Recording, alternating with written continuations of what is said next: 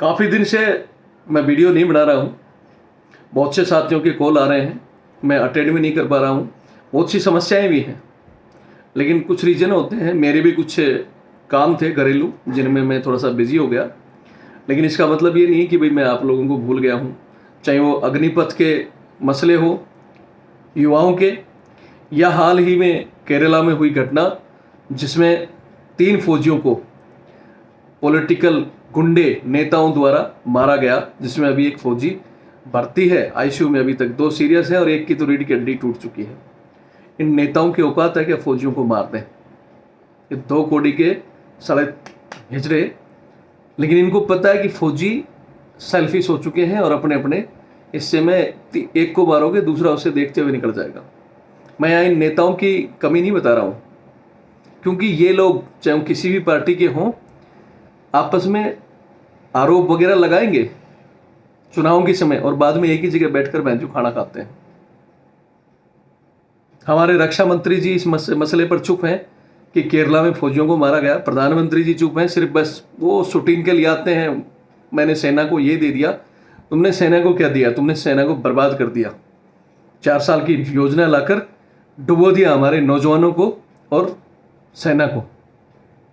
जो हमारा मान सम्मान था ना, अभी तो हम लड़ लेते थे कि कहीं कहीं घटनाएं आती थी कि भाई फौजियों के साथ ये हुआ, पुलिस ने पीटा, लोगों ने पीटा, उसके लिए चैनल बनाकर हम लड़ रहे थे। लेकिन अग्निवीर, ढेरों अग्निवीर सड़कों पर होंगे जो पता नहीं क्या क्या करते मिलेंगे 4 साल के बाद, जो जा रहे हैं ना अग्निवीरों में, आगे जिक्र करूंगा मैं। लेकिन छोड़ो इन सबको।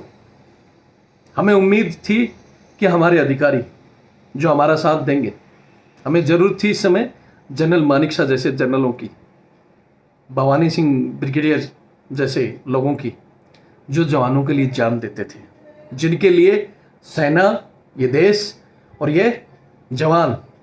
लेकिन आज सरकार की बातों में तोते की तरह रट रट टै टै टै करने वाले जनरल हैं, गए हुए हैं मनाने की।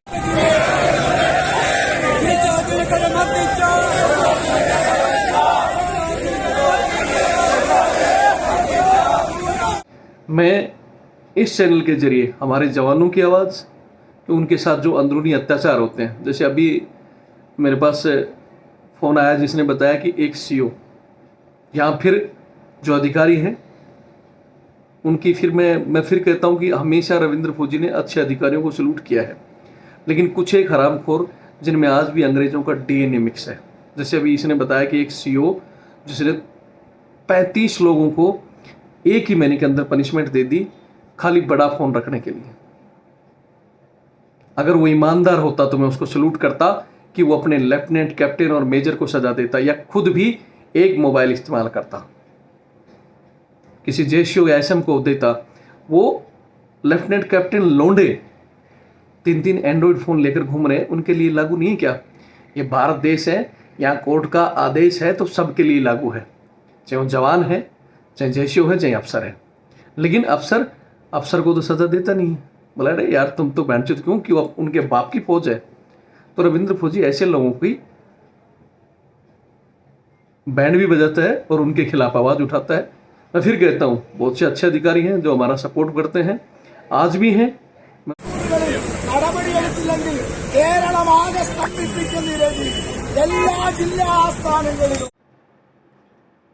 जय हिंद, जय भारत, वंदे मातरम। मैं रविंद्र फौजी। आप सभी को पता होगा कि केरला में एक घटना घटी है। वहाँ हमारे 3 फौजी भाइयों को, जो कि अपनी ड्यूटी कर रहे थे, और ड्यूटी के दौरान वहाँ की वर्तमान सरकार के नेता, जो कुछ लोग भीड़ में आते हैं और उनके साथ मारपीट करते हैं। अभी एक फौजी भाई तो अभी तक आईसीयू में भर्ती है, उसकी रीढ़ की हड्डी टूट चुकी है और 2 की हालत भी सीरियस है। मैं आज इस वीडियो के माध्यम से चंद एक बातें कहना चाहता हूँ। सबसे पहले तो वहाँ के जो पूर्व सैनिक हैं, मैं उन्हें धन्यवाद देना चाहता हूँ कि कम से कम उनके अंदर का जो फौजी था वो जगह, और आज वो 6 दिन से लगातार हर एक ज़िले में प्रदर्शन कर रहे हैं, सरकार को दबाव बनाने की कोशिश कर रहे हैं कि उन लोगों को गिरफ्तार किया जाए। लेकिन अभी भी वहाँ जो मारने वाले 6-7 लोग थे वो सारे के सारे फरार हैं। पुलिस कहती है कि हम उनको दबिश दे रहे हैं पकड़ने की, लेकिन वो फरार हैं। क्या ये संभव है कि पुलिस जिसको पकड़ना चाहे और वो फरार हो? जानबूझकर उनको ढीला छोड़ा जा रहा है। वो अग्रिम जमानत लेने की कोशिश कर रहे हैं क्योंकि वो वहाँ की वर्तमान सरकार के लीडर हैं। मैंने उस दिन भी एक वीडियो में कहा था कि हमारे फौजियों को ज़रूरत है जगने की, जो नींद में सो रहे हैं, जो अकेले अकेले घूम रहे हैं कि मेरे को क्या लेना। आज ज़रूरत है आप सबको संगठित होने की। इन नेताओं की औकात है क्या कि वो फौजियों पर हाथ उठा लें? जो शर्त पर खड़े हुए दुश्मन का कलेजा ठंडा कर देते हैं, अच्छे जान देने के लिए तैयार खड़े रहते हैं फौजी, वो अपने लिए अपने ऊपर हुए इस कायराना हमले का जवाब नहीं दे सकते। दे सकते हैं, लेकिन हम लोग संगठित नहीं हैं। इन राजनेताओं को आज रक्षा मंत्री जी जो कहते हैं कि हम सेना को नई टेक्नोलॉजी दे रहे हैं, प्रधानमंत्री जी सेना को नई टेक्नोलॉजी दे रहे हैं, या तुम्हारे देश में सैनिक पिट रहे हैं, उस पर क्यों प्रधानमंत्री जी या रक्षा मंत्री जी की कोई आवाज़ नहीं आ रही? सिर्फ ये नेता आपस में जब चुनाव जीतना हो तो एक दूसरे पर आरोप जरूर लगाएंगे। कोई बेरोजगारी का राग अल्पा रहा है, कोई कह रहा है कांग्रेस में पहले ये किया था, लेकिन ये एक ही थाली के चट्टे बट्टे हैं। जब कोई नेता गलती करता है या इस तरह किसी को मार देता है, किसी रक्षा मंत्री जी क्यों चुप बैठे हैं? क्यों नहीं वो स्टिक ऑर्डर करते कि हाँ उनको पकड़ा जाए? दूसरा खेल, हमारे सेना जो फरमान जारी करती है, पूर्व सैनिकों का वेलफेयर कर रहे हैं, सोल्जर बोर्ड बना रखे हैं, क्यों लाखों का बजट खराब कर रहे हो? आपकी इतनी ही औकात नहीं कि आपके सैनिक पकड़े गए और जाकर पुलिस स्टेशन में आप पुलिस से जवाब नहीं मांग सकते। लेकिन सब विडंबना है कि आप लोग इतने मूर्ख बने हुए हो कि वहां अंदर बेल्ट सर्विस में बंधे हुए कभी अफसरशाही के खिलाफ और सरकार के खिलाफ आवाज नहीं उठा पाते, क्योंकि वहां बंधन है। आज ही मेरे को कॉल आ रहा था कि सर हमारे 30 बंदों को मोबाइल रखने पर एक साल एक घटिया सीओ ने सजा दे दी, जबकि खुद उसके नए नए लोंडे जो बोलते हैं ना कि कैप्टन लेफ्टिनेंट 3 एंड्रॉयड फ़ोन लेकर घूम रहे। क्या उनके ऊपर आदेश नहीं है? न्यायालय की तरफ से सब आदेश है कि कोई भी जितनी भी बैन ऐप नहीं चलाएगा, ना कोई एंड्रॉयड फ़ोन नहीं चलाएगा, तो वो सब के लिए आदेश है, जवान जैसे और अफसर के लिए। लेकिन ऐसे कुछ हरामी लोग फिर कहते हैं कि अफसरों को मैं गाली देता हूँ। वो लोग जवानों को 30-30 आदमियों को सजा दे रहे हैं, खुद 4-4 मोबाइल लिए घूम रहे हैं। लेकिन विडंबना है कि वहाँ हमारे साथी, हमारे जवान चुप है। मैं फिर कहता हूँ कि वहाँ बेल्ट सर्विस से बंधे हुए हो, लेकिन रिटायर्ड होकर भी इन्हीं को सर पर बैठा लेते हो और ये अपने आप को बाप समझने, मालिक समझने लग जाते हैं। इन जनरल कर्नलों को आकर आपने अध्यक्ष बना दिया, फलाना बना दिया, और ये सिर्फ क्या करते हैं, चिट्ठी लिखेंगे सरकार को या खुद राजनीति में घुसने की कोशिश करेंगे। मैं चाहता हूँ सभी सैनिक जगो और अपने ओआरएस का अलग संगठन बनाओ और इस तरह की घटना का मुंह तोड़ जवाब दो। इनकी औकात है 2 कौड़ी के नेता जो 4 आदमी 5 आदमी आकर फौजी को मार दें। हॉस्पिटल में एक हमारे जो वहाँ गार्ड थे, कितने फौजी भाई होंगे वहाँ? अगर एक हॉस्पिटल है इतना बड़ा तो उसमें कम से कम भी नहीं तो 50 गार्ड होंगे, लेकिन वो उसको मार खाते हुए देख रहे हैं। 4 आदमी 6 आदमी आकर किसी को मार रहे हैं और वो ताली बजा रहे हैं। आप खुद सेल्फिश हो चुके हो। अगर पड़ोस में कोई फौजी पिट रहा होगा तो वहाँ से चुपचाप निकल जाओगे। ज़रूरत है आप अपने अपने स्तर पर संगठन बनाओ। अगर डर लगता है तो रविंद्र फौजी चैनल है, आप ही के लिए बनाया, जुड़ो इससे। कोई समस्या आती है तो हमारे तक भेजो, हम आपको बताएंगे कि हर जिले में, हर तहसील में आपको हम बंदे देंगे। लेकिन जुड़ोगे तब। बात जुड़ने की आती है, जुड़ नहीं सकते हो। कोई घटना को शेयर नहीं कर सकते हो। आज केरला में हुआ, कल पंजाब में होगा, कहीं राजस्थान में होगा, कहीं हरियाणा में होगा, कहीं यूपी में होगा। क्यों? उनको लगता है केरला का मामला है, हम क्या करें। हम यहाँ बैठे बैठे जब भी मामला पंजाब में हुआ आवाज़ उठाई, यूपी में हुआ आवाज़ उठाई और पुलिस पर दबाव बनाया, और जो जिन लोगों ने गलत किया, चाहे वो पुलिस हो चाहे अन्य हो, गिरफ्तार करवाया। लेकिन उसकी क्या है, एकजुटता की जरूरत पड़ती है। और आप लोग ना चैनल से जुड़ सकते हो ना संगठन से। आपको झूठी बहन जो दिन रात सिर्फ जो झूठी खबरें ना, आपकी बल्ले बल्ले ये बढ़ गई, आपकी पेंशन बढ़ा देंगे। अरे कितने दिन पेंशन के सहारे जियोगे? इज्जत से बड़ा पैसा है क्या?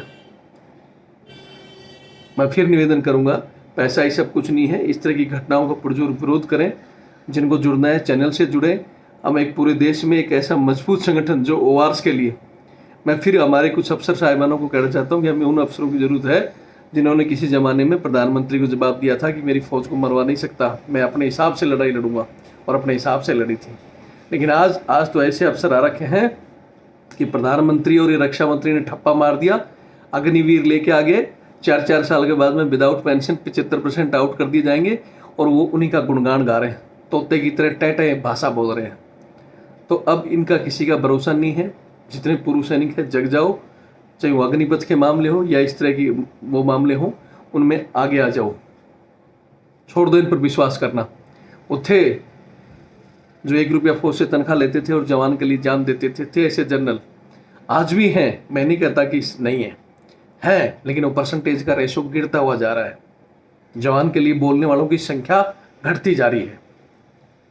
सला ऊपर से कुछ ऐसे आदेश आ रहे हैं, अपने ही जवानों को लगातार सजा देने वाला घटिया सीओ क्या दिखाना चाहता है अपने आप को? बहुत बड़ी तोप मार ली तूने। तो इन सब चीज़ों का मैं कुछ दिन से मैं किसी काम की वजह से वीडियो अपडेट नहीं कर पाया, या फिर मेरा कोई इस चैनल बनाकर इस तरह की चीज़ें लगातार कि भाई झूठे डालता रहूँ, वो भी नहीं है। ये चैनल बनाया हुआ है सत्य की आवाज़ उठाने के लिए, इस तरह की घटनाओं का विरोध करने के लिए और अपने हक के लिए लड़ने के लिए। आपको लगता है तो चैनल से जुड़ो, जो खबर आपके पास आ गई कोशिश करो उसको 10 के आगे फॉरवर्ड करने की। यहाँ ज़्यादा से ज़्यादा लोगों को जागरूक करूँगा, और वहाँ के फौजी भाई जागरूक हुए हैं, संघर्ष कर रहे हैं, उनको मैं सैल्यूट करता हूँ। लेकिन ज़रूरत है आप अपने इलाके में, अरे 10 फौजी हो तो 10 संगठन बनाकर रखो, 100 हो तो 100 बनाओ, 1000 हो तो 1000 बनाओ, एक दूसरे के पड़ोसी जिले के, फिर राष्ट्रीय स्तर पर, ताकि आपकी भी आवाज़ ऊपर तक जाए और इनको सुधारने के लिए हम कुछ कर सकें। जिनको लगता है तो मैं मेरा नंबर दे रहा हूँ, जुड़े संगठन से, और आगे कोई भी ज़रूरत होती है आपकी मदद, मिलकर हम सब एक दूसरे की मदद कर सकते हैं। नहीं तो इसी तरह मार खाते रहोगे, फिर छोड़ दो, फौजी गहना पिट गया तो चुपचाप चद्दर झाड़ कर चल जाया करो। जुड़ना है संगठन से तो ये मेरा नंबर है, आप अपनी डिटेल की, हाँ मैं यहाँ से हूँ, मैं सर आपसे जुड़ा हुआ हूँ, जब हमें आपकी जरूरत पड़ती है तो आप हमारा साथ दो, और आपको जरूरत पड़ेगी तो हम आपका साथ दें। बोलते ना एक दूसरे को मजबूत होकर चलो, इन नेताओं को और इनको अगर औकात दिखानी है तो। ये मेरा नंबर है 82 90 35 45 13। ये नंबर मेरा पेटीएम और फ़ोनपे से भी जुड़ा हुआ है। जो चाहते हैं कि भाई हाँ हम इस चैनल की मदद करें, संगठन को बढ़ाने के लिए जो भी आर्थिक ज़रूरतें होती है उसको पूरा करें, तो आप अपनी इच्छा अनुसार जो भी डोनेशन देना चाहते हैं दे सकते हैं। और महीने में 2 महीने में जब भी कि हाँ सर हम आपके साथ हैं, हम सहायता भी करेंगे और हम अपने हकों के लिए आवाज़ भी उठाएंगे। फिर कहता हूँ कि कुछ नहीं कर सकते तो कम से कम वीडियो को जरूर शेयर।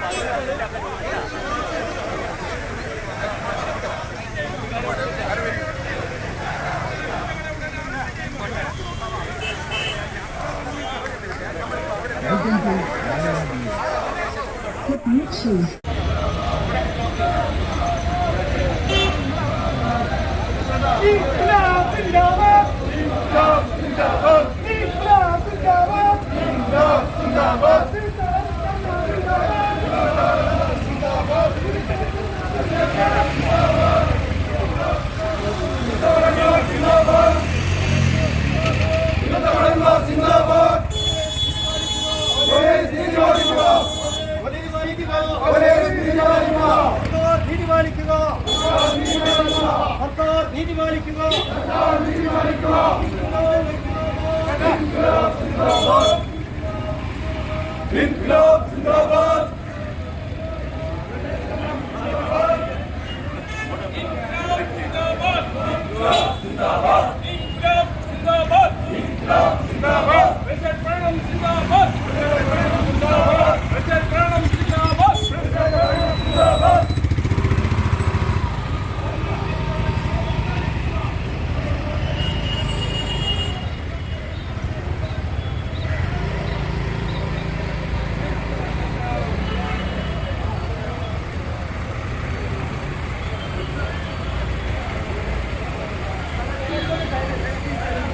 പോട്ടെ പോട്ടെ.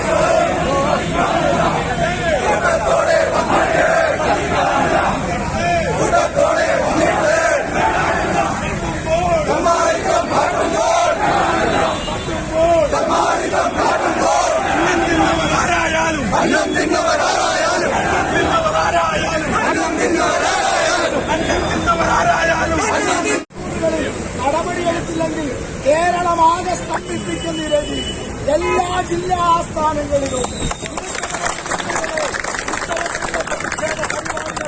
ഉണ്ടാവും എന്നും ഞാൻ പറയാൻ ആഗ്രഹിക്കുകയാണ്. ഒരിക്കൽ കൂടി അധികാരികൾ ദയവ് ചെയ്ത് പോലീസുകാർ അവരുടെ കൃത്യം അവരുടെ ഡ്യൂട്ടി നിർവഹിക്കണമെന്ന് മാത്രം അപേക്ഷിച്ചുകൊണ്ടും ഈ സമരം ഇവിടെ തീരുന്നില്ല എന്നും ഈ സമരം ഒരു തുടർ സമരമായി മാറുമെന്നും ഇനി എപ്പോഴെങ്കിലും പൊതുവായി യുവക്കവരന്മാർക്ക് എന്തെങ്കിലും ഒരു പ്രശ്നമുണ്ടായിട്ടുണ്ട് ഈ സംഘടനകളൊക്കെ ഇതേപോലെ ഒരു കുടത്തിൽ നിന്ന് അതിനെതിരായി ശബ്ദമുയർത്തുമെന്ന് പറഞ്ഞുകൊണ്ട് ഞാൻ എന്റെ വാക്കുകൾ നിർത്തുന്നു. നമസ്കാരം.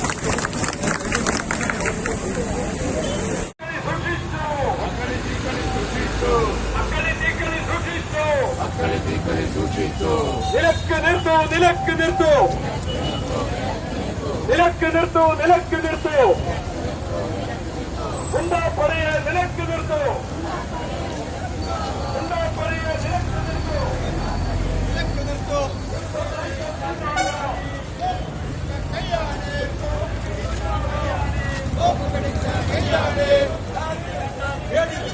ലാത്തി കണ്ടാൽ പേടിക്കില്ല ഇൻക്ലാബ് സിന്ദാബാദ് ഇൻക്ലാബ് സിന്ദാബാദ് ഐക്യം സിന്ദാബാദ്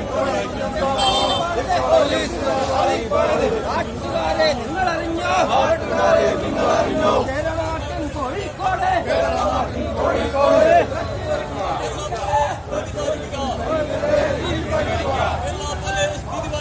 കേരള പോലീസ് നീതി പാലിക്കുക അക്രമികളെ ഉടൻ അറസ്റ്റ് ചെയ്യുക അക്രമികളുടെ അറസ്റ്റ് ചെയ്യുക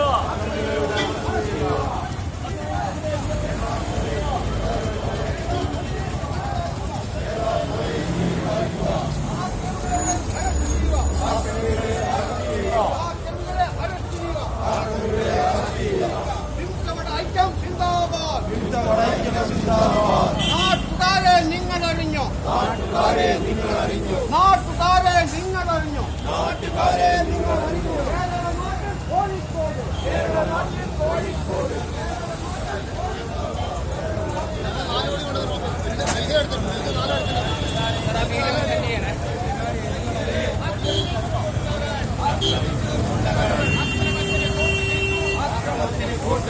പോലീസിനെ അറിയിപ്പാണിത് അറിയിപ്പ്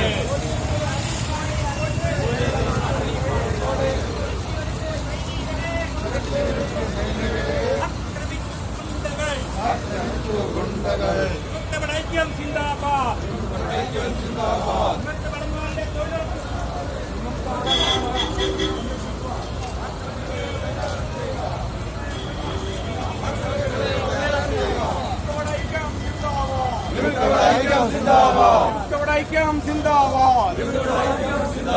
അക്രമികളെ ഉടൻ അറസ്റ്റ് ചെയ്യുക